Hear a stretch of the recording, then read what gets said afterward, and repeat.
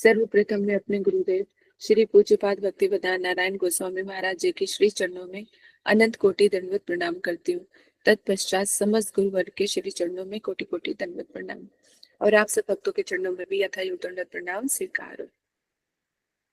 कल हम लोग श्रवण कर रहे थे चतुश्लोकी भागवत का क्या तात्पर्य है और किस तरह से कृष्ण ने ब्रह्मा जी को चतुश्लोकी भागवत का उपदेश दिया। और इसी यही जो है चतुश्लोकी भागवत जो है 18,000 श्लोकों में वर्णित हुई। तो हम लोग श्रवण कर रहे थे कल कि जब भगवान ने देखा कि ब्रह्मा जी ने तप किया है, बड़े सरल चित्त हृदय से अति प्रसन्न हो जाते हैं और अपने भगवत धाम का दर्शन कराते हैं। तात्पर्य क्या है? अब यहाँ पे जो कृष्ण अपने बारे में बताने वाले हैं वो बड़ा गुह्यतम है। जब तक हमारी सत्ववती जो है ना पूर्ण उसमें नहीं आती है, तब तक हमें भगवत भक्ति की बातें समझ नहीं आती। शास्त्रों और साधु संतों का भी कहना है, या जिसके पुण्य बहुत कम होते हैं उसको भी भगवत संबंधी कोई चीज समझ में नहीं आती, श्रद्धा ही नहीं आ पाती है। तो जितना मर्जी उनको बता लो फिर भी उनको समझ में नहीं आता है। फिर भी हरि गुरु वैष्णव की कृपा से हमें इन गूढ़ तत्वों को बड़ी सरलतम उसमें समझने का प्रयास करते हैं और उनको धारण कर रहे हैं। इसी तरह यहाँ पर गुह्यतम ज्ञान जो है भगवान ब्रह्मा जी को दे रहे हैं। तो यहाँ पर हमें बड़े विशेषकर जो समझने की बात है कि ज्ञान कौन दे रहा है और कौन ले रहा है ना।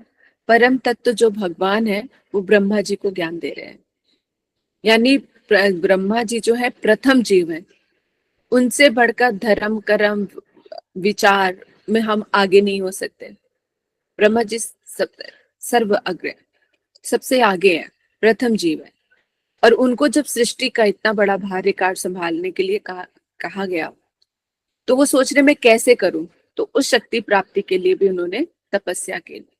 तो भगवान प्रसन्नचित होकर ब्रह्मा जी को मुंह मांगा वरदान देने के लिए कहते हैं कि जो आपकी इच्छा हो सो आप मांग लो। तो यहाँ पर एक चीज और जानने लायक क्या है कि अगर कोई हमें मुंह मांगा वरदान दे सकता है तो केवल वो भगवान ही है। भगवान ने ही जब सृष्टि की तभी ये सब कुछ हमारे सामने आया। तो केवल मात्र कृष्ण ही एक ऐसे हैं जो हमारी सारी मनोकामनाओं को पूर्ण कर सकते हैं, बाकी और नहीं कर सकते। मोक्ष आदि भी नहीं दे सकते, प्रेम भक्ति भी नहीं दे सकते, है ना। जो उनके भक्त जैसे शिव जी हैं वो फिर भी दे सकते हैं भक्ति, लेकिन कोई और नहीं दे सकता। और उन्होंने यहाँ पे कृष्ण ने बोला भी इस श्लोक में, हाँ, कि मैं ही, तो मुझसे कोई भी वर मांग लो क्योंकि मैं ही वरदानों में देने वाला सबसे अग्र, मैं ही दे सकता हूँ केवल, क्योंकि मेरे अंदर वो सामर्थ्य है कि मैं आपका जो भी मांगोगे मैं उसको दे सकता हूँ। जैसे ब्रह्मा जी से कल मैं उदाहरण दे रही थी कि हिरण्यकश्यप जो है उन्होंने बोला ना कि ऐसे जो मृत्यु ना हो मेरी, ऐसा वरदान दे दीजिए, पर ब्रह्मा जी ऐसा वरदान नहीं दे पाए। यानी चाहे वो ब्रह्मा हो, विष्णु महेश जो भी हैं, और हमारे जितने भी ये देवी देवता हैं, तो सब कुछ कृष्ण से ही लेकर ही देते हैं। इस चीज को हमें समझना पड़ेगा। और जहां पर, क्योंकि कृष्ण के अलावा पूरी सृष्टि में कोई कुछ और है ही नहीं, है ना, केवल कृष्ण ही है। आगे वाले श्लोकों में जब ब्रह्मा जी को बताएंगे तो और अच्छे से स्पष्ट रूप में क्लियर होगा। जब भगवान के अलावा इस दुनिया में कहीं कुछ है भी नहीं, और जो प्रतीत हो रही है या जो दिख रही है इसका मतलब वो भी भगवान है। तो जो ये लोग कहते हैं ना कि अगर सारे देवी देवताओं से चाहे किसी की भी पूजा कर लो, सब सब एक ही है, तो कहीं ना कहीं एक चीज ठीक है, क्योंकि जितने भी देवी देवता है सब उनके अंश हैं, क्योंकि जीवात्मा भी एक अंश ही है, तो बाकी सब भी अंश ही है। तो भगवान ने उनको बीच में लिया हुआ था। जब हम उनकी आराधना करते हैं तो हमारी उपासना पूजा जो है कृष्ण तक पहुंच जाती है। क्योंकि हम किसी भी देवी देवता की पूजा करें तो वो पूजन और अर्चन का जो फल है वो सारा सब कुछ कहाँ पर है, वो कृष्ण को देते हैं। यानी हम किसी भी देवी देवता को कुछ देंगे तो वो जाके कृष्ण को दे देंगे। तो हमारी पूजा और अर्चना तो पहुंच जाती है, लेकिन हमारी प्रीति वहां तक नहीं पहुंचती है। प्रीति जिससे आप कर रहे हो सिर्फ वहीं तक ही रहती है। इसीलिए भगवत गीता में कृष्ण ने कहा कि जो जिसको चाहता है, किसी भी देवी देवता या किसी भी देवी देवता के अंतर्गत में होते हैं या उनके अधिकार में होते हैं, तो भगवान जो है उनकी श्रद्धा उनमें बढ़ा देते हैं, है ना। भगवान नहीं कहते कि तुम इनको छोड़ के तुम मेरे पास आ जाओ, क्योंकि उनको तो स्वाभाविक प्रेम चाहिए। और उनका भी एक वो है कि अगर जो भी संसार की कामना है जिसकी, तब तक वो देवी देवताओं के अपने अपने उसमें ही रहते हैं कि अभी तुम इस लायक नहीं कि आगे जा सको, क्योंकि अभी संसार की ही कामना रहती है। कहाँ भगवान जो है निर्गुण है। हम्म? जहाँ जहाँ ये तीनों गणों से बिल्कुल ऊपर है, उनको तो स्वच्छ निर्मल प्रेम चाहिए, जो भी हमारे हृदय में है नहीं। इसलिए तो जो जिन देवी देवता के प्रति हमारी श्रद्धा होती है, उन्हीं के प्रति वो दृढ़ करते हैं, ऐसा भगवत गीता में कृष्ण ने कहा। इसलिए हम जिसकी आराधना करेंगे वहीं जाएंगे। तो पूजा अर्चना तो कृष्ण को पहुंच जाती है, लेकिन हमारी प्रीति नहीं पहुंचती, डायरेक्ट उनके साथ हमारा कोई संबंध नहीं रहता है।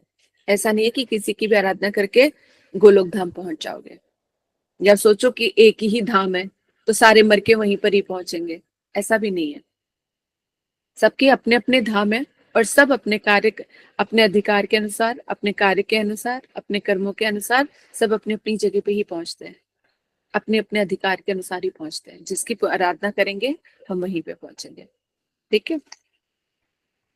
तो यहाँ पे और किस चीज से वो कहते प्रसन्न थे, यहाँ पर कहते प्रत्यादिष्टम मया तत्र त्वयि कर्म विमोहिते तपो में हृदय साक्ष आत्मनाम तपसो नग। अर्थात यहाँ पे कह रहे, हे निष्पाप ब्रह्मा, जो तुमने कर्तव्य के प्रति जो तुम असमंजस में थे कि तुम्हें क्या करना है क्या नहीं करना, तो मैंने तुम्हें तपस्या के आदेश दिए और तुमने बिना सोचे समझे, बिना तर्क बुद्धि लगाए, और तुमने मेरे आदेश का पालन किया, तो वो प्रसन्न हो गए। तो भगवान कहते ये हृदय ही मेरे, जो ये तपस्या, ये ही मुझे अत्यंत प्रिय है, क्योंकि ये निष्कपट भाव से किया जाए तो साक्षात भगवान अपने आप को भी प्रकट कर देते हैं। तो मैं आप लोगों को कल जो है तपस्या के स्वरूप बता रही थी कि एक जगह पे बैठकर ही आप कुछ करो, तो उसको तपस्या आदि नहीं कहते, है ना। एक वो तपस्या का पार्ट जरूर हो सकता है। इस तरह से अपने दिनचर्या में भी अगर देखो, तपस्या तो वो इंसान भी करता है जो इस संसार में जीना चाहता है अच्छे से, उसके पास पैसा हो, घर हो, परिवार हो, पढ़ाई लिखाई में डॉक्टर बनाओ तो कितनी उसको तपस्या करनी पड़ती है, सब तरफ से अपने मन को हटा के, रात दिन अपने एग्जाम्स में अपनी पढ़ाई में लगकर, क्या दोस्त क्या परिवार सब चीजें भूल जाते हैं, जब तक उनको एक डॉक्टर बनने की जिसको धुन सवार होती है, उनको भी तपस्या करना पड़ता है। पैसा आदि कमाने के लिए कईयों को विदेश जाना पड़ता है, अपने घर परिवार को छोड़ना पड़ता है। जो कहते हैं कि जो देश के हमारे रक्षक हैं, सिपाही हैं, वो भी अपने घर परिवार को छोड़ के कितनी कितनी दूर तक रहते हैं, ऐसे अकेले रहना पड़ता है इस रोटी और पैसे को कमाने के लिए, है ना। तो ये भी एक तपस्या है। इसी तरह से दो तरह की एक तपस्या, एक संसारिक हो गई और एक परमार्थिक हो गई। संसारिक की तपस्या में जब हम पूरी तरह से लग जाते तो भगवान से हम विमुख हो जाते हैं। डिपेंड करता है ना कि जब इस शरीर को मैं मान लेते हैं कि ये शरीर से शरीर ही मैं हूं, तो इसी के सुख दुख में लग जाते हैं, जो हमें पाप और पुण्य के घेरे में ऐसे दलदल में फंसा देता है कि यहाँ से फिर हम निकल नहीं सकते। भगवान इस संसार को दुखालय कहते हैं। लेकिन अगर यही तपस्या जो है, इतनी मेहनत कहाँ जुड़ जाती है, परमार्थ जगत में भगवान को प्रसन्न चित्त में लगाते हैं, तो ये इसी से हमारा क्या प्रेम भगवान से बढ़ जाता है। फिर आत्मा को वो सारा जो है प्रसाद मिलना शुरू हो जाता है, आत्मा को फल मिलना शुरू हो जाता है। इस तरह से भगवान की हमारी प्रीति बढ़ती है। तो ये भी एक तपस्या है। जो हरि नाम दीक्षा आदि ले लेते हैं, सब लोग मौज मस्ती करते हैं। ना तो भक्त लोग शराब पीते हैं, शराब पी के बेसुध हो जाते हैं, वो भक्त लोग नहीं जाते, वो भगवान के नाम में बेसुध होना जानते हैं, है ना।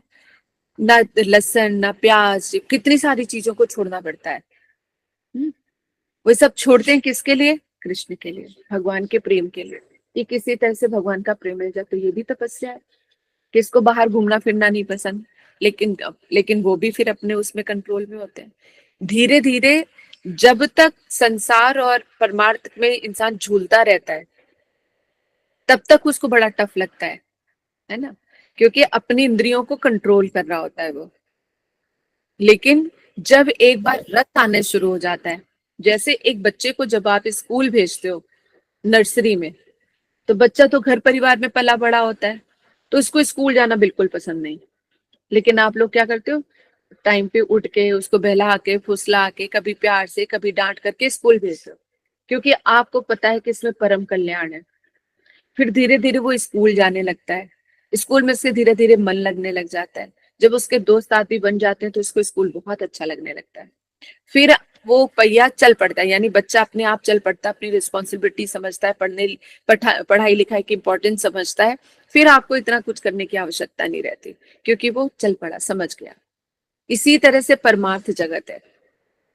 इस संसार से हटा के उसमें परमार्थ जगत में लगाना अपने मन को बहुत मुश्किल है। लेकिन एक समय आएगा, भगवान की रूप गुण लीलाओं को श्रवण करते करते करते करते भगवान से भी हमें प्रेम हो जाएगा, तब हमें यही अच्छा लगेगा, है ना। अभी हमें जबरदस्ती करना पड़ता है, लेकिन फिर एक समय आएगा जब हमें वैसे ही आनंद की अनुभूति होगी। तो ये हमें कंटिन्यूएशन में रखना पड़ेगा, है ना। डेली हरि नाम करना, कथा श्रवण करना। और तो इसी तरह से धीरे धीरे धीरे धीरे हमारा चित्त का जैसे शोधन होता जाएगा, वैसे संसार की मलिनता दूर होती जाएगी और शुद्ध प्रेम हमारे हृदय में प्रवेश करता जाएगा। तो भगवान की चीजों में ही आनंद आने लग जाएगा। फिर क्योंकि इसका ये दिव्य आनंद है, परमार्थ जगत का जो है दिव्य आनंद है, जो संसार में फिर अगर जो रह रहेगा तो उसको उसका वहां पे मन नहीं लगेगा। जैसे एक संसारी का बंधा हुआ जो जीव होता है, माया से वशीभूत जीव है, अगर उसको सत्संग में बिठा दो तो उसका मन नहीं लगेगा, उसको लगेगा कब मैं यहाँ से भाग के जाऊं। इसी तरह से जो परमार्थ के रंग में रंग गया, जो भगवान के प्रेम में रंग गया, उसका संसार में मन नहीं लगेगा, क्योंकि माया और मायापति एक साथ नहीं रह सकते। अभी माया ने जिसको हमें लपेट रखा है, वो फिर जब परमार्थ में जाएंगे तो वो साथ में नहीं रह सकती है। और परमार्थ का टेस्ट इससे बहुत सुपीरियर है, इसलिए संसार का जो है अपने आप ही कम हो जाता है। तो भगवान प्रसन्न चित्त होके ब्रह्मा जी को अपने धाम का दर्शन कराते हैं। अभी सृष्टि की उत्पत्ति नहीं हुई है, तो यहाँ पे क्या विचार करें, भगवान और भगवान का धाम जो है वो नित्य है, हमेशा रहता है। चाहे कितनी भी प्रलय आ जाए, कुछ भी हो जाए, लेकिन भगवान और भगवान के धाम को कुछ भी नहीं होता, तभी तो वो भगवान है। जब भगवान नित्य है तो उनका धाम भी नित्य ही है। एक यहाँ पे ये हो गया, ठीक है। 24वें श्लोक में क्या भगवान कहते हैं, सृजामि तपे वेद, सृजामि तपसे वेदम, गृहसामि तपसा पुनः, बिभर्मि तपसा विश्वम, वीर्य वेदुश्चरम तपा। भगवान अपने बारे में बता रहे हैं ब्रह्मा जी को यहाँ पर। कह रहे कि इसी यही तो शक्ति है। भगवान अपनी शक्तियों को उजागर करते हुए कहते हैं, इसी तप की शक्ति से तुम ये विश्व की रचना करता हूँ, और इसी शक्ति पालन भी करता हूँ, और इसी शक्ति से मैं अपने में इसको लीन भी कर लेता हूँ। तप का यही वास्तविक शक्ति है। अब यहाँ पे भगवान इस श्लोक ये इस चीज का प्रमाणित है कि ब्रह्मा विष्णु महेश जी को इन्होंने एक उपाधि दी है, ये कार्य करने के लिए सौंपा है, लेकिन पीछे से कर कौन रहा है, मूल जो करता है वो कौन है, वो भगवान है। ये वाला श्लोक आपके लिए बहुत इंपॉर्टेंट है, जिसमें भगवान कह रहे हैं कि मैं ही करता हूँ, यही तब तब की शक्ति जो मेरी है, इसी में से ही करने का। जैसे मैं आपको उदाहरण दिया कि एक ऑफिस का जो बॉस है, जिसने पूरा बना के रख दिया है और एक मैनेजर को बिठा दिया है, तो बॉस के बाद जो है, ओनर के बाद जो है कौन है, वो ही मैनेजर है, जो पूरे ऑफिस को देखता है, मैनेज करता है, सैलरी देता है, सब कुछ देता है। तो जो उनके नीचे वर्कर है उनको क्या लगता है कि यही मालिक है, क्योंकि सारे डिसीजंस उसके। लेकिन माल जो मैनेजर है उसको पता है कि मेरा मालिक कोई और है, और जो कुछ भी मिल रहा है, यानी जो ऑफिस में जिसको दे रहा है, कॉपी दे रहा है, पेन दे रहा है, पैसे दे रहा है, सैलरी दे रहा है, वो कौन दे रहा है, भगवान ने। कहते कि उसके बॉस ने उसको वो चीजें दी है, वो आगे दे रहा है, लेकिन लेने वाला सोच रहा है अरे यही मेरा मालिक है, यही मुझे सब कुछ दे रहा है। इसी तरह से ब्रह्मा जी को अगर सृष्टि करने के लिए भी कहा है, तो इंग्रेडिएंट्स किसने दिए, ब्रह्मा जी ने तो खुद तो उत्पत्ति की नहीं। ये सारे इंग्रेडिएंट्स कहाँ से मिले, भगवान से। तो भगवान ने ब्रह्मा जी को वो शक्ति प्रदान की जिससे वो इस सृष्टि की उत्पत्ति कर सके। इसी तरह से श्लोक में भगवान ने कहा कि मैं अपनी ही शक्ति से सृष्टि को उत्पन्न करता हूँ, इसका पालन करता हूँ और इसका संहार भी करता हूँ। तभी अर्जुन को कृष्ण ने बोला कि अरे ये तो ऑलरेडी पहले से ही मरे हुए हैं, तो मैं तो मेरी आज्ञा का पालन कर और बस तीर चला, क्योंकि ये ऑलरेडी पहले मर चुके हैं। क्योंकि मैंने जब सोच लिया तो वो तो होना ही होना है। तो मूल में सारे कहाँ है, वो सब कृष्ण ही केंद्र बिंदु में है, लेकिन वो सिर्फ कर्म करने के लिए कहते हैं। इसी तरह भगवान की जो हम सेवाएं भी करते हैं, तो मेल तो करने कराने वाले वही होते हैं, वो सिर्फ हमारी इंटेंशन देखते हैं कि हम उनके लिए कितना क्या कर सकते हैं। इसी तरह से तभी तो वो ब्रह्मा जी से प्रसन्न हो गए कि उनको जो आज्ञा दी तुरंत करने के लिए तैयार हो गए। तो बड़े प्रसन्नचित हो गए यहाँ पे भगवान। अपने धाम का भी दर्शन कराया, क्योंकि उनका धाम का दर्शन करना इतना, पहली बात तो भगवान का दर्शन करना ही बड़ा दुर्लभ है। जब ब्रह्मा जी जाते हैं तो बिल्कुल क्षीर सागर पे बिल्कुल कॉर्नर पे खड़े रहते हैं, साक्षात कभी दर्शन नहीं होते। कई बार जब पृथ्वी को लेकर गए थे सारे देवी देवताओं के साथ, तो वहां पर भी उनको दर्शन नहीं मिले थे ब्रह्मा जी को, सिर्फ उनको आकाशवाणी सुनाई दी थी और उस आकाशवाणी को सारे देवताओं को बताया था। तो उनके दर्शन भी दुर्लभ है, लेकिन बड़े प्रसन्न चित्त थे, इसलिए ब्रह्मा जी को दर्शन भी दिए और अपने धाम का भी दर्शन कराया। और अब यहाँ पर वो उनको बता रहे हैं कि मैं ये जो तप की शक्ति से, यानी अपनी शक्ति से अवगत करा रहे हैं कि मैं ही सृष्टि का पालन करता हूँ और मैं ही जो उसमें अपने आप को उसमें लीन कर लेता हूँ। जब पूरा जब प्रलय आती है तो सारे जीव जंतु कहाँ चल जाते, कहते हैं सब मुझ में ही चले जाते हैं। तो ये बताया यहाँ पे। उसके बाद जब ये सारा सुनते हैं तो फिर ब्रह्मा जी कहते हैं, क्या कहते हैं, अब ये बड़ा, अब यहाँ पे ब्रह्मा जी ने 4 प्रश्न पूछे हैं कृष्ण से, और उन्हीं 4 प्रश्नों के उत्तर में ये चतुश्लोकी भागवत है। तो इसका उद्गम देखो कितना है। अब यहीं पर ही सारी चीजें कितनी क्लियर है। अब ये सब कुछ भागवत में दिया हुआ है, लेकिन हम लोग कहाँ इन सब चीज को इतनी डेप्थ में तो सुनते ही नहीं है, क्योंकि भगवान की लीलाएं कथाएं हम लोग श्रवण करते रहते हैं। इसीलिए सुखदेव गोस्वामी जी ने 10वें स्कंद में जो है कृष्ण की लीलाओं का वर्णन किया है, उससे 9वें स्कंद तक सबसे पहले उन्होंने बेस बनाया है कि आप कथाएं किनकी सुनने जा रहे हो। लेकिन बिना अधिकार या कुछ भी किए, बिना कृष्ण को समझे, बिना कृष्ण को जाने हम 10वें स्कंद में प्रवेश कर जाते हैं। कृष्ण की लीलाओं को सुनना, हम श्रवण करने, तो हम उनको समझ ही नहीं पाते। इसलिए उनको हम एक ही कैटेगरी में उनको ही सब डाल देते हैं कि जैसे सब है वैसे कृष्ण भी है। तो हमें वो चीज समझ में ही नहीं आती है, चाहे जितना मर्जी समझ लो। इसलिए जब कृष्ण जड़ हैं, अगर कृष्ण को, जैसे पहला पुष्प भी है ना, वो कृष्ण को ही चढ़ना चाहिए, वो चढ़ा तो सब में अपने आप चढ़ गया। कितने कितने ही सारे उदाहरण है। जब दुर्वासा ऋषि जी अपने 50,000, 10,000 या 50,000 ऋषि मुनि थे, उनको लेकर गए थे युधिष्ठिर महाराज जी के पास, तो कृष्ण ने एक चावल का दाना खाया, उधर सारे ऋषियों का पेट भर गया। अगर इस बार, अब ये इस सत्यता का प्रमाण वहां पर मिलता है कि कृष्ण के खाने से उनका पेट कैसे भर गया, क्योंकि यही सत्य है कि जब परम तत्व, जैसे मुखिया को आपके घर में अगर कोई कार्ड वार्ड कोई देने आता है तो क्या करते हैं, जो घर के बड़े होते हैं उनको कार्ड दे दिया, इसका मतलब सबको इनवाइट कर लिया। ऐसे थोड़ी ना कि छोटे बच्चे को कार्ड पकड़ा के चले जाएंगे कि भैया आ जाना आप। सबसे छोटे बच्चे को देना। अब बच्चे को बर्थडे पार्टी में बुलाया जाता है तो सारी पूरी फैमिली पहुंच जाती है क्या वहां पर? नहीं पहुंचती ना, कि बच्चे को चलो बोल दिया तो बाकी सारे भी आ जाएंगे, लेकिन अगर एक बड़े को बोलते हैं तो सारे बच्चे जा सकते हैं। इसी तरह से अगर कृष्ण को हमने मान लिया, उस भगवत परम तत्व को हमने जान लिया, तो मतलब सब कुछ जान लिया। तभी कहा गया, तभी तो कृष्ण ने बड़े धड़ल्ले से, बड़े कॉन्फिडेंस के साथ कहा है कि जो मुझे एक बार जान लेता है ना, उसको फिर कुछ और जानने की आवश्यकता नहीं रहती है। इतना विश्वास के साथ आप लोग उनके कृष्ण के वचनों को आप देखो ना और सुनो, और विश्वास अगर कर सको तो आपके सारे संशय नाश हो जाए।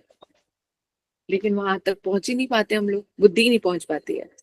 तो ब्रह्मा जी सारा श्रवण करने के बाद, अब इसको ये जो लास्ट वाला बताया ना कि मैं सारी तपस्या से ये कहते कि जो तप से ही, यानी तप की शक्ति से ही मैं कहता हूँ, कहते तपस्या करते समय मनुष्य को श्री भगवान के धाम लौट जाने का संकल्प करना चाहिए।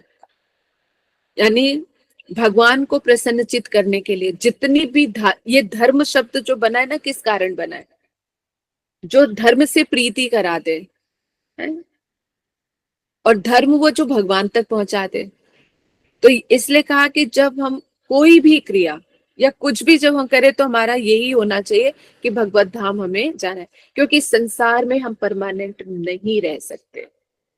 जहां हम परमानेंट रह ही नहीं सकते तो उसके लिए इतना उद्यम पालने की क्या आवश्यकता है, क्योंकि हम यहाँ पे नहीं रहेंगे। और ये कलयुग है, यहाँ पे तो ये भी गारंटी नहीं है कि कितने दिन तक है, दिन है, सेकंड्स है, कुछ नहीं पता। इसलिए अपने हर एक पल का सदुपयोग करना चाहिए हमें। तो कह रहे इसीलिए सभी प्रकार के कष्ट सहने हेतु तैयार भी रहना चाहिए। जब भगवान के घर जाने का संकल्प लिया है या कि इस जड़ जगत से छुटकारा पाने के लिए सोचा है और भक्ति राज में प्रवेश करने का सोचा है, तो हर एक सिचुएशन के लिए हमें तैयार रहना चाहिए। कि अब हमें समझ में आ गया तो हम अब अपने घर ही पहुंचेंगे। जितना भी भटक लो पूरे संसार में, आते तो वापस घर में ही है ना। जितनी मर्जी छुट्टियां कहीं पर भी बिताओ, लेकिन जब अपने घर पहुंचते हो तभी रिलीफ होता है। घर पहुंच के लगता है कि अब कहीं नहीं जाना। लेकिन ये संसार तो हमारा घर है ही नहीं। कुछ पल के लिए तो विश्राम हम यहाँ पे कर सकते हैं, लेकिन परमानेंट तो है ही नहीं हम यहाँ पे। जाना तो फिर भी पड़ेगा। हम्म? तो इसलिए अब जब सोचा ही है कि हमें भगवत धाम जाना है, भगवान के घर जाना है, तो उसके लिए जो भी रास्ते में हर्डल आए, उसके लिए हमें हर चीज के लिए तैयार रहना चाहिए। भौतिक संपत्ति, नाम, यश के लिए भी कठिन तपस्या करनी पड़ती है, जैसे मैंने आपको बताया। कोई दूर दराज ऑफिस में कहते कि ऑफिस में रहते हैं, देश में भी जाना पड़ता है। सीमा कहते हैं कि देश की सीमाओं तक में भी जाना पड़ता है, क्योंकि उसके बिना भी कोई भौतिक संसार में प्रसिद्धि नहीं हो सकता। बिना तपस्या, बिना मेहनत के आपको कुछ भी प्राप्त नहीं हो सकता। जब इस जड़ जगत में कुछ भी प्राप्त करने के लिए यदि आपको इतनी तपस्या करनी पड़ती है, तो ये फिर भगवत भक्ति है। तो फिर भक्ति सिद्धि के लिए भी इतनी जो कठिन तपस्या है, क्यों करनी होती है ना। और इसके लिए भी हमें तपस्या करनी ही पड़ेगी। कहते सुविधा संपन्न सरल जीवन और दिव्य साक्षात के लिए पूर्णता की प्राप्ति दोनों साथ साथ संभव नहीं है। अगर कोई ये सोचे कि इस संसार का भी आनंद उठा लूं और परमात्मा का भी आनंद उठा लूं, तो ये संभव नहीं है। ये भी संभव नहीं है। तो यहाँ पर क्योंकि संसार माया के अधीन है और भगवान का जो प्रेम है वो इन सब चीजों से परे की चीज है। तो संसार और परमार्थ दोनों एक साथ प्राप्त नहीं हो सकते। यहाँ पे यही समझा रहे स्वामी, यहाँ पे स्वामी महाराज जी बता रहे हैं श्लोक की व्याख्या करते हुए। कहते सुविधा संपन्न सरल जीवन और दिव्य साक्षात्कार, कि भगवान भी हमें प्राप्त हो जाए और ये संसार भी हमें मिल जाए। तो कह रहे ये संभव नहीं है। श्री भगवान कोई भी जीवात्मा से अधिक चतुर है। जितने भी जीव हैं जो अपने आप को बड़ा चतुर समझते हैं, बहुत समझदार समझते हैं, बड़े कर्तव्यनिष्ठ समझते हैं, तो भगवान से बढ़कर कोई है क्या। अगर उनसे हम खेल खेलेंगे तो वो फिर हमसे बहुत बड़ा खिलाड़ी है। अगर उनको हम धोखा देंगे तो वो हमसे भी बड़े हैं। अगर हम उनको इग्नोर करेंगे तो पता ही है फिर।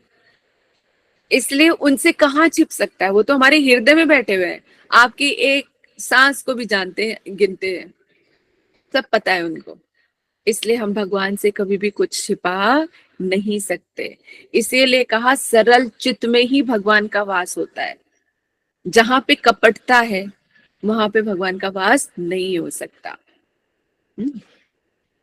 इसलिए कहा यहाँ पे भगवान जो है किसी भी जीवात्मा से वो बहुत ज्यादा चतुर है। वे देखना चाहते भक्ति में सेवा के लिए भक्त कितना कष्ट उठाता है। वो देखना चाहते कोई मेरा प्रेम पाने के लिए, मेरी सेवा के लिए कोई कितना कष्ट उठा सकता है। नहीं तो भगवान के पास किस चीज की कमी है, कमी तो किसी भी चीज की नहीं है। वो आत्मराम आत्मकाम है, उनको तो हमारे प्रेम की भी आवश्यकता नहीं है। लेकिन फिर भी वो भक्तों के प्रेम के लिए बड़ा तरसते हैं जो उनसे प्रेम करते हैं, है ना। तो यहाँ पे भक्तिमय सेवा के लिए, इसलिए अगर कोई कुछ भी करता है, भगवान के लिए लेता है, देता है, कुछ भी करता है, तो वो सिर्फ वहां पे इंटेंशन मैटर करती है कि कोई चीज आप कैसे और किस रूप में दे रहे हो। जो भी दे रहे हो भगवान को दे रहे हो, तो वो खुद ही लेना देने वाला देखेगा, मीडिएटर तो कहीं कुछ नहीं। तो कितना दे रहे हैं, क्या ले रहे हैं, किस तरह के, वो इंटेंशन ही है ना। और कोई मेरे लिए कितना कष्ट उठा सकता है, सहूलियत तो सबके पास होती है, किसको सुख बुरा लगता है, और अपने शरीर को सुख देना भी किसको बुरा लगता है। लेकिन कौन कितना कष्ट उठाकर हरि गुरु वैष्णव की सेवा करता है या भगवान की सेवा में नियुक्त होता है, वो सिर्फ भाव देते हैं। इसीलिए यहाँ पर स्वामी महाराज जी कह रहे हैं कि भक्तिमय सेवा के लिए भक्त कितना उठा सकता है, वो सिर्फ भगवान देखना चाहते हैं, इंटेंशन देखते हैं कितना कर सकता है। तपस्या का आदेश श्री भगवान ने सीधे या प्रमाणिक गुरु के माध्यम से प्राप्त होता है। किस तरह से भजन करना है, कैसे नहीं करना, जब तक प्रमाणिक गुरु ना हो, खुद ही वो गुरु परंपरा में ना हो, तो वो खुद भी आचरण नहीं करेंगे। एक सतगुरु आचरण तभी करता है जब वो परंपरागत में युक्त हो, क्योंकि वो भी किसी ना किसी के अधीन होता है। जो लेकिन जो स्वतंत्र गुरु बने होते हैं, ना तो वो खुद उनका भजन साधन होता है, जो ना अपने अनुगत्य में जो चलने वाले उनका भी साधन भजन नहीं होता, क्योंकि उनकी कोई नियमावली नहीं है, तो दूसरों की भी नियमावली नहीं है। लेकिन जो गुरु परंपरागत में आ रहे हैं, तो जो श्रेष्ठ है, क्योंकि जैसे हमारी जो ब्रह्म गौड़ीय संप्रदाय है, वो कृष्ण से ही चली आ रही है। कृष्ण ने ब्रह्मा जी को दिया, ब्रह्मा जी ने नारद जी को दिया, इस तरह से करते करते हम तक पहुंची है। तो हमारे परम गुरु कौन है, एक देखा जाए तो एक गुरु तत्व जो कहते कृष्ण ही हुए, उन्हीं से ही सब कुछ है ये। तो इसलिए, और जो पीढ़ी दर पीढ़ी चली आ रही है ये चीज, तो हमारे गुरु, हमने अपने गुरुदेव से लिया, गुरुदेव हम जो कुछ भी देंगे वो गुरुदेव को देंगे, गुरुदेव अपने गुरु को देंगे, और उनके गुरुदेव उनको रहते, इस तरह से चीज कहाँ पहुंच जाएगी, कृष्ण तक। इसलिए प्रमाणिक गुरु से ही सारी चीजें हमें समझनी, उनसे कैसे भक्ति करना है, कैसे क्या चीज है, तो गुरु धारण करके ही रास्ते में चलना पड़ता है। नहीं तो फिर हम भटक जाएंगे, अपने मनोधर्म के अनुसार चलेंगे, जैसा मन चाहेगा वैसा करेंगे। इसलिए गुरु के अनुगत्य में रह के शास्त्रों में जो की चीज बताई गई है भगवान को प्राप्त करने के लिए, उसके हमें चलना चाहिए। एक ना बहुत सुंदर भजन है, जीव जागो जीव जागो गौरा चांद वाले। ये भजन ना बहुत सुंदर है, इसको हम कल गाएंगे। लेकिन इसमें चैतन्य महाप्रभु किस तरह से आगे जीवों को जगा रहे हैं, स्वयं कृष्ण भक्त बनकर आए हैं, और इतने सुंदर सुंदर शब्दों में उन्होंने जीवों के लिए बोला है कि अब ना जागे तो कब जागोगे। हम्म सत्संग भी मिल गया, क्या चीज उपलब्ध नहीं है इस वक्त हमारे पास, इतने सुख में है, सब कुछ है, लेकिन भजन नहीं है बस, है ना। और अगर वो कृष्ण भी इसमें शामिल हो जाए तो फिर बात ही क्या।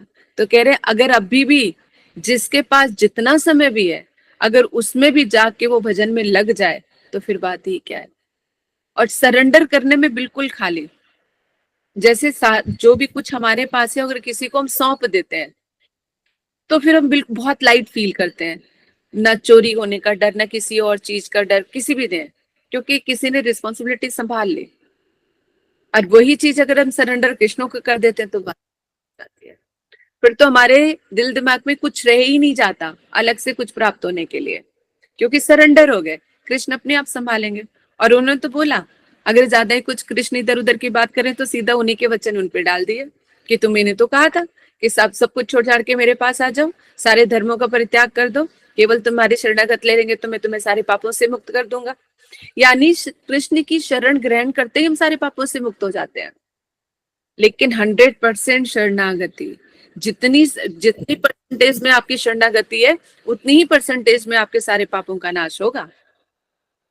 ये नहीं कि बस नाम के लिए कहते हैं हाँ कृष्ण हम तो तुम्हारे और तुम हमारे हो, सब कुछ ठीक है, और फिर अपने कर्म हम वैसे ही कर रहे हैं, तो कृष्ण क्या हम कृष्ण से ज्यादा चतुर है।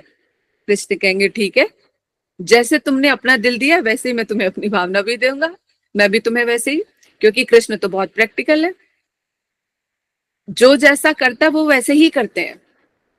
लेकिन कृष्ण जो है जैसे को तैसा जरूर देते हैं। अगर कोई चालाक है तो वो कृष्ण महाचालाक है, अगर कोई उनसे धूर्तता करता है तो कृष्ण उससे बड़े धूर्त है। लेकिन अगर कृष्ण से कोई प्रेम करता है तो उनके जैसा कोई प्रेम करने वाला नहीं है, अगर उनसे कोई दोस्ती करता है तो उनसे जैसा कोई दोस्ती निभाने वाला कोई नहीं है। अगर कोई उनसे भोलेपन से प्रेम करता है तो कृष्ण से भोला भी कोई नहीं है। हरे कृष्ण दीदी। दीदी एक थॉट ये आया है कि जब जैसे आपने ये कई बार कहा है कि भगवान जैसे को तैसा देते हैं, वैसी भावना देते हैं, तो जीव क्यों नहीं जैसे को, तो जीव को क्यों जैसे को तैसा देने के लिए मना किया जाता? क्योंकि जीव जीव है, भगवान तो निस्वार्थ भाव से वो करते हैं कि जिस परसेंटेज में उसको वहां पे उनको पता है वो, लेकिन भगवान फिर भी अच्छा ही करते हैं, कभी किसी के साथ गलत नहीं करते। लेकिन इंसान स्वार्थी होता है, उसकी अपनी परिभाषाएं धर्म की हो या किसी भी तरह की चीज हो या थॉट प्रोसेस हो, वो चेंज कर लेता है अपने अकॉर्डिंगली, क्योंकि जीव स्वार्थी है, वो तीनों गुणों से युक्त है, भगवान निर्गुण है। तो वो फिर भी जैसे को तैसा जो जिस परसेंटेज में करता है उसी तरह से करता है। इंसान ये कर ही नहीं सकता। जितना हम अपने बच्चे को लाड प्यार करते हैं, अपने पड़ोसी के वाले बच्चों को, अपने पड़ोसी के बच्चे को छोड़ो, अपनी बहन के भी बच्चे को हम उतना उस तरह से प्रेम नहीं कर सकते, यहीं पर ही देख लो। और भगवान ने तो सबको कितना प्रेम कर रखा है, उनके लिए चींटी भी उतना ही महत्व रखती है और सब भी सारे बाकी सारे जीव भी उनके लिए उतना ही महत्व रखते हैं। सबके लिए उन्होंने सब कुछ एक प्लेटफॉर्म बनाया हुआ है। सारे जीव अपने कर्मों के अनुसार ही ऊपर नीचे हैं, वहां पे कृष्ण भगवान का कहीं कुछ लेना देना नहीं है। भगवान ने सभी के लिए सब कुछ बनाया है और सब चीज अपने अपने कर्मों के अनुसार वो जीव भोग रहे हैं। भगवान तो समझाते हैं, शास्त्र हमें बताते हैं कि अच्छे काम करके तुम ऐसे पार हो लो, लेकिन वो कहते नहीं। उन्होंने बोला कि नॉनवेज मत खाओ नहीं तो पाप लगेगा, वो फिर भी खा रहे हैं। तो फिर भगवान तो मजबूर है कि तुम जो जैसा करोगे फिर वैसा भरोगे। जैसे हम अपने बच्चों को समझाते हैं कि बच्चों समझ जाओ, जब बच्चे नहीं समझते तो हम छोड़ देते हैं कि ठीक है जब करोगे तो फिर भरोगे भी, तब के तब देखेंगे। तो ये तो छोटे छोटे एग्जाम्पल्स तो हमारे सामने ही आ जाते हैं ये सारी चीजें। इसलिए भगवान हमें अब सारी चीजें कहते हैं, भगवान ने सारी चीजें ही तो खाने के लिए बनाई है। चाहे अगर शाक सब्जी के बारे में बोलो तो पेड़ पौधों के लिए भी लोग बोलने लग जाते हैं। तो भगवान ने तो जहर भी बनाया है, उसको क्यों नहीं खाते सारे लोग? कि भगवान भाई ने खाने के लिए ही तो बनाया है। जब जीव जंतुओं को खाने के लिए बनाया है, सब चीजों के लिए बनाया है, तो जहर भी खाने के लिए बनाया, खाओ जहर। पर वो नहीं खाते। कुएं से पानी क्यों नहीं निकालते, उसके अंदर डुबकी लगा के नहा के पानी वहीं पे जाके पी लिया करें। क्यों उसको अपना दिमाग इस्तेमाल करते हैं कि भैया थोड़ा थोड़ा कुएं से बाल्टी से पानी रस्सी लेके निकालो फिर पियो, सीधा जाके कूद के पिए। वहां पे सब जगह बुद्धि इस्तेमाल करेंगे ऐसी जगहों पे, क्योंकि अपना ये शरीर बड़ा प्यारा है। स्वार्थी है इंसान, हर एक इंसान जो है बहुत स्वार्थी है। सबसे पहले वो अपने बारे में सोचता है, बाद में दूसरे के बारे में सोचता है। चाहे घर परिवार, निस्वार्थ तो आता ही नहीं है। अगर कोई बोले ना, पति हो पत्नी हो या कोई स्त्री हो या पुरुष हो, अगर वो बोले कि नहीं मैं तो अपने घर परिवार के निस्वार्थ भाव में सेवा या करती हूँ, चाहे वो पुरुष हो चाहे स्त्री हो, दोनों की बात हो रही है यहाँ पे, सारी जीवात्माओं की। कोई भी सेल्फलेस नहीं है, सब कहीं पर गिव एंड टेक है, सब जगह। तो निस्वार्थ सिर्फ वही हो सकता है जो निस्वार्थ, जो किसी से ना ले, जो भगवान से जो नहीं मांगता, वही एक निस्वार्थ भाव से किसी की सेवा कर सकता है। क्योंकि वो उसके पास वो आता ही सद्गुण वहां से, क्योंकि भगवान निस्वार्थ सबकी मदद करते हैं। तो वो जब भक्ति करता है तो वो गुण उसके अंदर भी आता है, तो वो दूसरों की निस्वार्थ भाव में करता है। फिर उसकी अपेक्षा नहीं रह जाती कि हाँ ठीक है कोई दे तो दे, नहीं दे तो कोई बात नहीं। माता का दर्जा इसीलिए ऊपर कहा गया है कि माता के अंदर फिर भी, माता के साथ चाहे कितना भी दुर्व्यवहार कर लो, लेकिन अपने बच्चों के लिए फिर भी आशीर्वाद ही निकलता है। लेकिन आजकल फिर भी, क्योंकि कलयुग का प्रभाव ज्यादा है, अभी भी माँ बाप को कहीं ना कहीं हम लोगों को एक्सपेक्टेशन होती है कि चलो बच्चे बड़े होंगे हमारा भी ध्यान रखेंगे। नहीं रखते हैं तो फिर मन रुष्ट हो जाता है। लेकिन माँ का दर्जा इसीलिए है कि चाहे कितना भी वो रुष्ट क्यों ना हो जाए, लेकिन अपने बच्चों के लिए फिर भी वो बुरा नहीं सोचती है। गुस्सा मतलब क्रोधवश अगर कुछ बोल भी जाए, लेकिन उसके हृदय से हमेशा दुआएं निकलती हैं, कभी बद्दुआ नहीं निकलती है ना। तो इसीलिए माँ का दर्जा सबसे ऊपर रखा गया है, क्योंकि जिस पीड़ा से, क्योंकि जो माँ और बच्चे का जो संबंध है ना, वो बाप भी नहीं समझ सकता। हालांकि उसके उनके जो बापता होती है वो अंदर रहती है, सब चीजें आती हैं उन भावनाओं से हुए, लेकिन जो पीड़ा वाला जो दर्द होता है, क्योंकि वो गर्भ से निकलने का जो माँ और बच्चे का जो एक वो है, इसीलिए सर्वे ऊपर इस चीज के लिए माना गया है कि बच्चे के अंदर चोट लगती है, वो टीस जो लगती है माँ का, वो वहीं से ही जन्म लेती है चीज।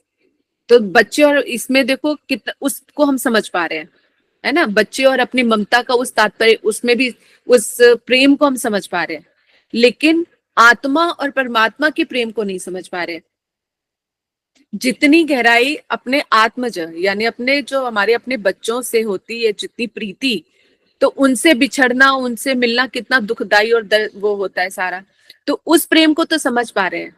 और उसके लिए अगर अपने बच्चे के लिए माँ कुछ भी कर जाए तो फिर भी उसको सब सल्यूट करते हैं, चाहे सारा दिन लगा दे, पूरा पूरा दिन बचे। जब मान लो बच्चा ट्यूशन पढ़ने के लिए गया है, सारा घर के काम वाम छोड़ के सारी चीजें वो वहां पे अपने बच्चे के साथ बैठी हुई, कोई नहीं कहेगा कि उस माँ ने गलत किया। क्यों? किसके लिए कर रही है? अपने बच्चे के लिए।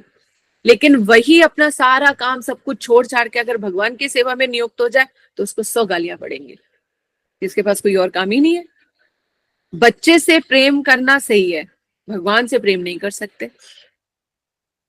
तो ये सिर्फ समझ समझ की बात है, क्योंकि जितना अपने बच्चों से प्रेम है उतना ही भगवान से भी प्रेम हो सकता है। जो प्रेम करता ही नहीं है वो कैसे समझ लेगा इन सब चीजों को? यही कारण है कि यहाँ पर जो अभी शुरू में जो भगवान ये गुह्यतम ज्ञान दे रहे हैं, तो कह रहे ये इस प्रेम को समझना इतना आसान नहीं है जब तक उसके अंदर ना जाओ। गीला होना क्या कहते हैं? समुद्र के किनारे या नदी किनारे पे बैठ के तो गीले होने का आनंद नहीं ले सकते। गीले होने के लिए तो आपको समुद्र या नदी में तो प्रवेश करना ही पड़ेगा, उसका अपना आनंद है। इसी तरह से भगवत प्रेम क्या है? भगवत प्रेम करोगे तो उस आनंद को समझोगे। जिसने प्रेम किया ही नहीं तो उसको क्या ही जाने। संसार का प्रेम ऐसा नहीं कि आज है तो कल मिट गया, जिम्मेदारी का रूप बदल लेता है, सारी चीजें बदल जाती हैं, प्रेम में भी परिवर्तन आ जाता है। लेकिन प्रेम का तो एक ही स्वरूप होता है बस। तो वो जो प्रेम है वो बड़ा दिव्य प्रेम है। तो वो बिना भगवान की कृपा से, भगवान से किए बगैर नहीं हो सकता। क्योंकि जहां से शुद्ध धारा आ रही है, गाय का दूध लेते हो तो शुद्ध दूध कहाँ से मिलेगा? गाय के पास से आए। बाकी सबके पास से थोड़ा थोड़ा पानी पानी मिलते मिलते फिर हमें वहां तक पहुंचेगा। तो अगर डायरेक्ट लेना है तो गाय गाय के पास ही जाना पड़ेगा ना। तो शुद्ध प्रेम लेना है तो भगवान से कांटेक्ट करना पड़ेगा, क्योंकि उनके पास ही केवल शुद्ध प्रेम है। तो भगवान फिर शुद्ध प्रेम के साथ वो सारे जो गुण हैं वो भी आ जाते हैं। फिर एक भक्त फिर जब वो उससे अपने घर से, संसार से, समाज से जब वो कांटेक्ट में आता है तो वो सिर्फ सारी चीजें फैला देता है। संक्रमित हो जाती है सारी चीजें। जैसे कोरोना था ना, एक को छुए तो दूसरे से ऐसे। सो इसी तरह से शुद्ध भक्त को तभी तो वो कहा गया, श्रीमद् भागवत में है ना, कि गंगा जी का जल काफी दिनों तक अगर उसका निर्वाह किया जाए, उसको उपयोग किया जाए, तब जाके वो पवित्र करता है। लेकिन एक शुद्ध भक्त के दर्शन मात्र से ही सारे जीवों के सब जो है सारे पाप नष्ट हो जाते हैं, इतनी महिमा बताई गई है। तो ऐसे ही थोड़ी ना कह दिया गया है। तो उनकी भी तपस्या और प्रेम बहुत अलग है। इसीलिए भगवान ये देखते हैं कि कौन मुझे प्राप्त करने के लिए, मेरी सेवा के लिए कौन कितना कष्ट उठा सकता है। करने को तो वो कुछ भी चुटकी में करा सकते हैं, सब चीजें हो सकती हैं, लेकिन उनके प्रेम के लिए कौन कितना कर सकता है वो सिर्फ ये देखते हैं। तो तपस्या क्या आदेश श्री भगवान से सीधे या प्रमाणिक गुरु के माध्यम से ही प्राप्त होता है। जो शुद्ध गुरु है, जो खुद अग्नि में जल के सोना बना है, तो वही आपको सोना बना सकता है, बाकी नहीं बना सकते। तो ये आदेश चाहे कितना ही कष्टप्रद क्यों ना लगे, स्वामी महाराज जी कह रहे हैं, जो भक्ति के लिए, अगर भगवान के लिए, प्रेम के लिए, उनकी प्रसन्नता के लिए जो भी आपको सेवा दी गई है, या आप सेवा जो भी करते हैं, वो आपको कितना ही कष्टप्रद क्यों ना लगे, इसका पालन करना ही कठिन तपस्या है। उसका पालन करना ही कठिन तपस्या है। समझ में आ रही है? जो मठ मंदिर में रहते हैं उनकी तो दिनचर्या जो है ना फिक्स्ड है। इतने बजे आपकी मंगला आरती है, इतने बजे सुबह का प्रसाद है, इतने बजे दोपहर की आरती है, इतने बजे, वो सारी चीजें बिल्कुल टाइमली सब चीजें होते रहना बहुत बड़ी कठिन तपस्या है। इसी तरह से घर पे भी, और जो भी सेवाएं होती हैं, जन्माष्टमी, राधाष्टमी हो गया, शिव भागवत कथा हो गई, कुछ भी हो गया, कोई भी आयोजन ही क्यों ना हो, उनके लिए भी जो सब चीजें कितना आप कर सकते हो, कितना नहीं कर सकते, वो सब आपकी भावना के ऊपर है। इसीलिए यहाँ पर बताया, कह रहे इनका कठिन पालन करना बड़ा दुर्लभ है। आज ही मैं स्वामी प्रभुपाद जी की एक ग्रंथ पढ़ रही थी। उस ग्रंथ में उन्होंने जब मतलब कितने कष्टों के साथ जो है, जब वो विदेश में गए प्रचार करने के लिए, तो जहाज में रहते हैं ना, 1 महीने से जहाज के अंदर बैठना, ना बाहर का कुछ, वहीं पे उठना, तो उनकी तबीयत कितनी खराब हो गई थी। अब 3 दिन के अंदर वो जहाज पहुंचने वाला था, तो उन्होंने उसमें एक कविता लिखी। हाँ? उनकी वो कविता पढ़ के इतना मन भाया कि इतनी सेवावृत्ति। कह रहे एक तो मैं इस उम्र में निकला, आधी उम्र तो उनकी निकल चुकी थी, फिर सिर्फ ना उनके पास पैसा है, कुछ भी ना, जन है ना धन है ना जन है, कोई भी नहीं है, अकेले अकेले उस देश, ऐसे पराये देशों में पहुंच रहे हैं जहां पर मतलब कोई भगवान की बात तो छोड़ो, वहां तो कोई सुनने सुनाने वाला भी ढंग का बंदा नहीं, क्योंकि वहां का ऐश्वर्य तो बहुत ही ज्यादा है, सब माया में डूबे हुए हैं। वहां पे तो कोई ना रीति है ना रिवाज है, जैसा जो मन में आए वैसा आचार व्यवहार है। ऐसी जगह पे वो पहुंच रहे हैं, तो वहां पे विचार कर रहे हैं कि भगवान आपने मुझे यहाँ पे भेज रहे हो, तो कोई ना कोई तो कारण हो गई, मेरे अंदर तो उस तरह का सामर्थ्य ही नहीं है।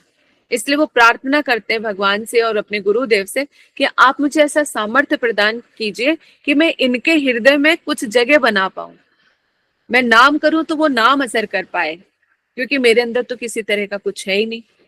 कितने कष्ट से वो वहां पर पहुंचते हैं, और कितने दीदी, और कष्ट। वो भी विदाउट टिकट, और हाँ, कहाँ बैठ के हार्ट अटैक भी इसी आता है। तरह, बिल्कुल।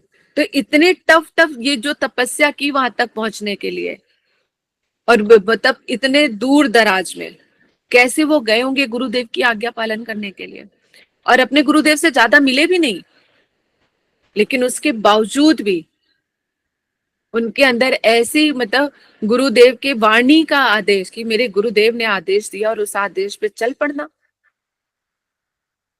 हम यहाँ से जनकपुरी जाने में परेशान हो जाते हैं, फरीदाबाद जाने में परेशान हो जाते हैं, कितनी सारी चीजें आ जाती हैं, और वो सेवा के लिए कहाँ चले गए, समुद्र पार करके, और वो भी 1 महीने का कैसे। तो ऐसे ऐसे भक्तों की जब हम मतलब सुनते हैं, तो सुबह जब मैं ये पढ़ी थी ना, मेरा इतना हृदय द्रवित हो गया। और मतलब वाकई स्वामी महाराज जी का मतलब कुछ ना कुछ तो संबंध है ही, क्योंकि ये गुरु वर्ग है हमारे। तो कहीं से कैसी प्रेरणा मिल जाती है, कहीं से कैसी प्रेरणा मिल जाती है। तो फिर जो कुछ में हम थोड़ा अपनी सेवाओं में जहाँ पे थोड़ी हमें कमी लगती है, या फिर हमें थकावट महसूस हो या वो थकान महसूस हो, तो लगता है कि इसके आगे ये क्या है। तब लगता है नहीं, बहुत कुछ करना बाकी है, बहुत कुछ करना बाकी है, तब जाके कहीं ठाकुर जी का प्रेम की हमें अनुभूति हो। सुख से बैठ के कहाँ कुछ मिला है। एक बच्चे का भी सुख का आनंद लेना है, तो उसके भी गर्भ अवस्था से होकर उसको प्रसव पीड़ा सहनी पड़ती है, तब जाके कहीं माता का सुख मिलता है। तो कृष्ण प्रेम सुख अति दुर्लभ है। तो कहते हैं इस नियम का दृढ़ता से पालन जो करना है, वही तपस्या कहलाती है। उसे निश्चित रूप से भगवान की कृपा प्राप्त करने में सफलता प्राप्त होती है। तो कह रहे हैं जो ऐसी तपस्या में अपनी दृढ़ता के साथ करता है, ऐसी तपस्या करता है, तो भगवान उसके ऊपर अवश्य ही कृपा करते हैं, इसमें जरा सा भी कोई संशय नहीं है। तो ये हमने बहुत सारे गोस्वामी पाद जी के, उनके आचरण से, उनकी भक्ति से बहुत कुछ सीखा है, बहुत कुछ जाना है। अगर ये सारे गोस्वामी पाद ऐसे ना करते, तो हमें कैसे ही प्रेरणा मिलती सेवा करने की। हम तो मतलब उनके जब ये सारे मतलब जब एक दो अगर कहीं से ऐसे ग्रंथ मिल जाते हैं, वो भी अचानक लगता है। आज मैं सोचती हूँ जब हरिनाम करते तो सोचती हूँ आज मैं क्या हाथ में उठाऊं। अचानक की जो सुबह का टाइम होता है, आजकल तो नींद ही बहुत कच्ची हो गई, कभी भी खुल जाती है, तो मेरी कभी भी मैं तभी बैठ जाती हूँ, चाहे वो 1 बजा है, चाहे 2 बजा है, चाहे 3 बजा है। तो वो करके, तो कोई जो भी ग्रंथ हाथ में आता है हरिनाम करते उसी में, और जो खोलो उसी में ही कहीं ना कहीं कुछ ना कुछ निकल आया। तो हृदय में आज स्वामी प्रभुपाद जी का ही आ रहा था, तो वैसे ही एक ग्रंथ लेके बैठ गए, तो उसमें ये सारी चीजें बताई, तो मेरा मन इतना मतलब उस चीज से भर गया कि मतलब ठाकुर जी की सेवा के लिए कितना ही कुछ करना पड़ता है, और हम कितना कर रहे हैं, क्योंकि लक्ष्य तो वही साध रखा है ना। हम कहते तो यही है कि जाना तो उन्हीं के पास है, तो वो रास्ता दिखाते हैं कि ऐसे ऐसे है।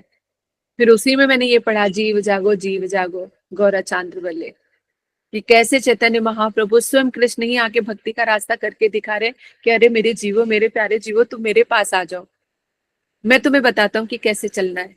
तुम अपना दिमाग मत इतना यूज करो, बस जैसा जो बता रहा हूँ बस उतना करता चलो, इतने में ही मैं तुम्हें पार लगा दूंगा। इससे बड़ी बात कहीं और नहीं हो सकती। कृष्ण के वचन कितने स्ट्रांगली कहे हैं भगवत गीता में, जिससे मन बिल्कुल दुरुस्त हो जाता है। लेकिन बस बात विश्वास की है। हम्म। इसमें जो फिर आगे का जो है, इसमें ब्रह्मा जी जब ऐसे इतनी सुंदर सुंदर बातें उनको अपने धाम का दर्शन कराते, इतनी कृपा को प्राप्त करके ब्रह्मा जी का हृदय बड़ा गदगद हो जाता है। तो वो क्या कहते हैं, भगवन सर्वभूतानां अध्यक्षो अवस्थितो गुहां वेद ही प्रतिरुद्धेन प्रज्ञानेन चिकीर्षितम्। अर्थात ब्रह्मा ने कहा, हे भगवान, आप प्रत्येक जीवात्मा के हृदय में परम नियंता के रूप में स्थित हैं। आपसे कोई बात छिप नहीं सकती, क्योंकि आप जो है प्रत्येक जीव के रूप में बैठे हैं परमात्मा के। कौन कह रहा है, ब्रह्मा जी कह रहे हैं। तो इसीलिए मैं हमेशा कहती हूँ, इस चीज को हमेशा जरूर ध्यान रखना चाहिए कि कौन किससे कह रहा है। ब्रह्मा जी सर्वश्रेष्ठ जीव हैं, उनसे बढ़कर हम नहीं हो सकते। तो जो ब्रह्मा जी के वचन है वो हमारे लिए आदेश होने चाहिए, और भगवान जो कह रहे हैं उनके ऊपर दृढ़ विश्वास होना चाहिए। भगवान और भक्त, भगवान यहाँ पे कृष्ण और ब्रह्मा जी यहाँ पे भक्त के रूप में। तो जो ब्रह्मा जी कहे वो हमारे आदेश आदेश होना चाहिए हमारे लिए, कि जो वो कह रहे हैं हमें मानना है, और कृष्ण के वचनों पे दृढ़ विश्वास होना चाहिए। तो यहाँ पे क्या कह रहे हैं, आप प्रत्येक जीवात्मा के हृदय में जो है परम नियंता के रूप में स्थित है। आपकी मर्जी के बगैर कुछ भी नहीं हो सकता। सर्वभूता नाम अध्यक्षो वसितो गुहम, आप सबके हृदय में है। क्या है, आप किसी भी प्रकार की बाधा के बिना अपने अंत ज्ञान द्वारा समस्त प्रयासों से अवगत है। आपको कह रहे, किसी किसी के हृदय की बात जानने के लिए आपको कुछ करने की जरूरत नहीं पड़ती है। क्यों? और बिना किसी बाधा के आप सब सब चीजों से अवगत रहते हैं, क्योंकि भगवान जब परमात्मा के रूप में हर एक जीव के अंदर है, तो सब कहाँ पे क्या घटित हो रहा है तो उनको सब पता है। चाहे वो पेड़ है, वो जीव जंतु है, सब जगह तो कृष्ण ही विद्यमान है। तो देखा जाए तो कृष्ण के अलावा कुछ है ही नहीं, भगवान के अलावा सबके अंदर भगवान है। तभी तो अगर भगवत बुद्धि आ जाती तो सारे जीव जंतुओं से प्रेम हो जाता, ना काहू से दोस्ती, ना काहू से बैर, हर एक के प्रति एक सम्मान की भावना होती है। लेकिन जो भगवत तत्व को समझ जाता है, तो यहाँ पे ब्रह्मा जी कह रहे हैं आप परमात्मा के रूप में सब जगह हैं, इसलिए हर एक चीज से आप कनेक्टेड रहते हैं। आपको सब पता रहता है कि कहाँ पे क्या हो रहा है। कितने सारे ब्रह्मांड है, कितने सारे जीव जंतु हैं, सबका वो हैंडल करना कोई आसान बात है? एक देश तो चलता नहीं, देश छोड़ो, घर ही नहीं चलता। कितनी सारी परेशानियां आ जाती, बाधाएं आ जाती हैं, तो बस अपने घर में इतना उलझ के रह जाते हैं कि बाकी का कुछ ध्यान ही नहीं रहता। और देखो भगवान अनेकों ब्रह्मांड संभाल रखे हैं, उनके अंदर कितने सारे जीव हैं, उन सारे जीवों को संभाल, उनको खिलाना पिलाना कितना बड़ा कार्य है भगवान का। और हम तो कुछ भी नहीं कर सकते हैं, और फिर भी हम सोचते हैं कि पता नहीं हमने क्या कर रखा है। समझ में आ रही है बात? भगवान बनना इतना आसान नहीं है। भगवान की रिस्पॉन्स, भगवान करते क्या है, हम तो यही बोल देते हैं ना। भगवान को भी नहीं समझ में आ रहा कि क्या है क्या नहीं, हमारे दुख नहीं हर लेते। लेकिन भगवान कितनी सारी चीजों को देख रहे हैं, कितना संभालते हैं, और हमारी सब चीजों से वाकिफ है अंतर। तभी कहते हैं एक भक्त को भगवान के ऊपर दृढ़ विश्वास होता है कि जो कुछ भी है, क्योंकि हम तो भगवान के शरणागत हैं, तो भगवान जो भी जैसा जो भी दे रहे हैं, मैं इसी लायक हूँ, इसीलिए वो मुझे दे रहे हैं। तो हंस के स्वीकार करते हैं। एक भक्त में और एक संसारिक जीव में यही अंतर आ जाता है। लेकिन भक्तों की भी कैटेगरीज हैं, तामसिक हैं, राजसिक हैं, सब तरह के हैं। तो उनको भगवान की कृपा लेने का एक अलग ही तरीका होता है, भगवान को मनाने और बोलने का भी तरीका अलग होता है। लेकिन एक जो निर्गुण भक्त होता है, जो अनन्य भक्ति करता है, वो सदैव कृष्ण की प्रसन्नता में प्रसन्न रहता है। उसको बहुत धैर्य धारण करना पड़ता है, लेकिन प्रेम के ऊपर इतना विश्वास होता है, जो भी उस प्रोसेस में चल रहे होते हैं, भगवान के अनन्य भक्ति के प्रोसेस में होते हैं, तो उनको सुख दुख का आभास होता है, लेकिन उसको ओवरकम करने का टैलेंट होता है उनके अंदर। ऐसा नहीं है कि सुख दुख उनको छूता नहीं है, वो रोते भी हैं, हंसते भी हैं, सब चीजें, लेकिन बहुत जल्दी अपने आप को उस चीज से बाहर निकाल लेते हैं। ये शुद्ध भक्तों का टैलेंट है। ये टैलेंट क्या, भगवान का ये वो गुण है, प्रेम का ये गुण है कि जो शरणागत है भगवान से, जिसको शुद्ध वो बुद्धि लगी हुई है, प्रीति है, अगर प्रेम की एक बूंद भी है, तो वो सुख, अभी वो प्रोसेस में, क्योंकि ना पूरी तरह से वो भगवान का हो पाया है, ना संसार को छोड़ पाया, तो आधा संसार में और आधा भगवान में लगा हुआ है। तो लेकिन फिर भी जो एक पोटेंसी है, तो वो उस भक्त को सुख और दुख स्पर्श करते हैं, लेकिन उस चीज को वो बहुत जल्दी ओवरकम कर लेते हैं, और फिर वो भक्ति में बड़ी दुगनी तिगनी और उसके साथ जो है उत्कंठा के साथ भक्ति में चल पड़ते हैं। ठीक है, तो इसलिए ब्रह्मा जी यहाँ पे कहते हैं कि आप सबके हृदय में, इसलिए आपको सारी चीजों का पता रहता है। इसलिए कभी हमें ये नहीं सोचना चाहिए कि भगवान हमें नहीं देख रहे या कोई नहीं देख रहा। जहां कोई नहीं देख रहा होता है, वहां पे भगवान देख रहे होते हैं। तो वहां पे जिसके अंदर अगर भगवान के प्रति श्रद्धा, तो उसको सीसीटीवी कैमरे की जरूरत नहीं है, क्योंकि वो तो ऑलरेडी हम खुद ही लगा के चल रहे हैं, है ना। हृदय में परमात्मा भगवान बैठे हुए हैं, तो उनको सभी पता है कि हम क्या कर रहे हैं, सही कर रहे हैं, गलत कर रहे हैं, क्या कर रहे हैं, क्या नहीं कर रहे हैं, तो ऑलरेडी पता चल रहा है। तो हमें इन सब चीजों की आवश्यकता नहीं पड़ती है।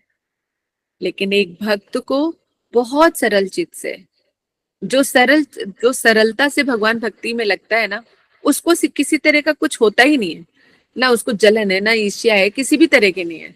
जो शुद्ध सीधे सीधे रास्ते भक्ति में चलता है, वो आनंदित ही रहता है, क्योंकि उसको छल कपट से कोई लेना ही देना नहीं, ना ईर्ष्या से लेना, ना किसी और चीज से लेना, वो सीधा सीधा चल रहा है, तो वो आनंदित ही रहता है हमेशा। जो सीधा साधा होता है, जैसे एक बच्चा मस्त मौला, क्या तूफान आ रहा है, क्या आ रहा है, उन सब चीजों से अनभिज्ञ रहता है। जो होगा देखा जाएगा, उसको तो माता पिता को चिंता होती है, बच्चे को क्या चिंता है, वो तो खेल रहा है, कूद रहा है। उसके सामने चक्कू भी लाके देख दो तो उसको भी देख के हंस पड़ेगा, क्योंकि उसको भय ही नहीं है। इसी तरह से एक शुद्ध भक्त जो होता है, वो भी ऐसी सदैव आनंदित रहता है बच्चे की तरह। उसको कोई फर्क नहीं पड़ता कि क्या आ रहा है, क्या जा रहा है, क्या हो रहा है, क्या नहीं हो रहा है। लेकिन ऐसी प्रीति प्राप्त करना ही बड़ा दुर्लभ है। तो हरि गुरु वैष्णव हम पर जो है इस तरह की कृपा करें, और वो प्रेम हमें प्रदान करें, जिससे ऐसी हमारी बुद्धि हो सके, जिस तरह से ब्रह्मा जी ने समर्पण किया है। देखो, ये तो फिर भी ऐश्वर्यमय में चलेंगे, इनको तो बहुत सारे जगत के सारे काम करने हैं, हमें गोलोक धाम जाना है, तो इससे भी बढ़कर बहुत सारी चीजों को हमें प्राप्त करना है ना।